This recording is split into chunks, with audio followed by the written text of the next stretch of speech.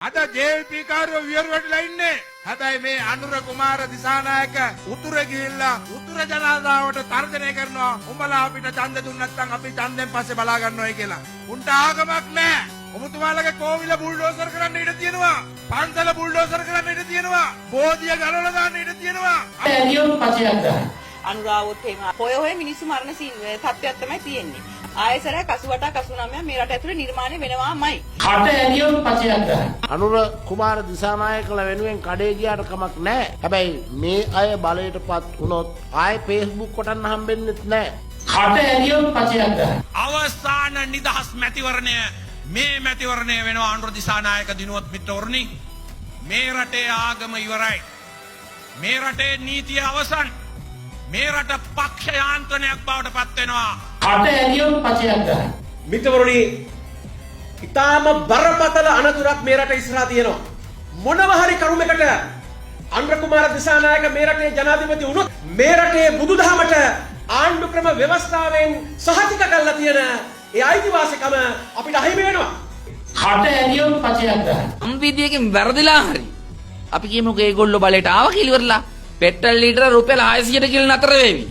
මීට වැඩිය පැසිස්ටෝ ආදී අන්තගාමී කතා කිරීමේ මේ අදහස් ප්‍රකාශ කිරීමේ අයිතිය නැති වෙන යුගයක් තමයි නිර්මාණය වෙන්නේ. කට එළියොත් පචයක් ජේ.පී. එක එන්නේ නැහැ. හැබැයි මං ආවොත් කියන කාරණේ කියන්න ආවොත් ලක්ෂයක් ලක්ෂ දෙකක් මේ රටේ තරුණයෝ මැරෙන්න සිදු වෙනවා. ඒක ඔබතුමාලා මතක තියාගන්න. මේ රට ලේවිලක් බවට පත් කරලා ඔබතුමාලා නැවත ගොඩ ගන්න බැරි රටක් ඉදිරි කරලා මේක දූලි වලට බවට පත් කරලා යන්නේ සහෝදරනි. කට එළියොත් පචයක් අර ජේ.වී.පී. කාරෝ ආණ්ඩුවක් ගත්තාම නුවර පෙරහැර නවත්තන්න යනවායි කියලා. කට එළියොත් පචයක් සංගම බස් එක නැග්ගාම පූජ්‍ය පක්ෂයකල සීට් එකටත් හෙට අනිද්ද සුදුහුණු ගාන මේක මේ අය බලයට ගත්තොත් මෙයාලා තුවක්කො ඔළුවට තියලා කට වහගෙන හිටපන් කියන ඊළඟ සමාජ ක්‍රමයක් බිහි කරන්න එන ක්‍රමයක් මේ. මේ රටේ මහා සංඝරත්නයටත් අහිංසක මිනිසුන්ටත් නරුන් කන්න වෙනවා.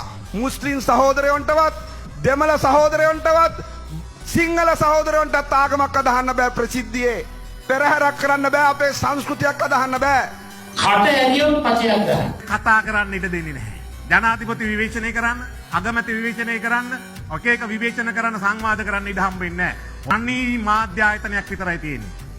ඒ ජේ.වී.පී. එක කියන එක කියන්න ඕනේ. පස් දෙනෙකුට එක තැන ඉඳගෙන කතා කරන්න දෙන්නේ නැහැ. මතක තියාගන්න.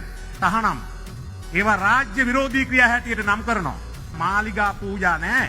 නවම් පෙරහර මොනවත් නැහැ. කටින පින්කම් සම්හානං ආගමික අනාගමික නිර්ආගමික රාජ්‍යයක් නිර්මාණය කරගන්නවා කියන තැනට එන්නේ. කට එළියොත් පචයක් දහම් පාසල් කටින පිංගම් අරවම කිසි දෙයක් කරන්න දෙන්නේ නැහැ. ඒ විතරක් නෙවෙයි මේ ඔය අක්කර ගණන් දහබව ගණන් හදන්න ගොවිතැන් කරන්න දෙන්නෙත් නෑලු. අර පොඩි ග්‍රීන් හට් එකක් ඇතුලේ තමයිලු ගොවියට ගොවිකම් කරන්න දෙනවා කියලා කියන්නේ. 88 89ට යන්න කැමතිද?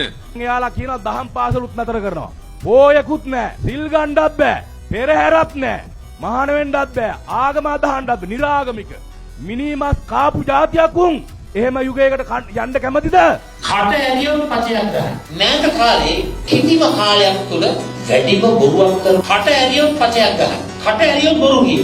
තොම්පච දේශපාලනයේ රටේ ජනතාව මංගුලා කරා.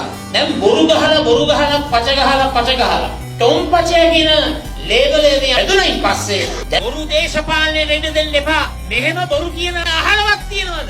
නිදහසෙන් පස්සේ මේ වගේ තරඟෙට බොරු කියන බොරු කර මේ රටේ ජනතාව දැකලා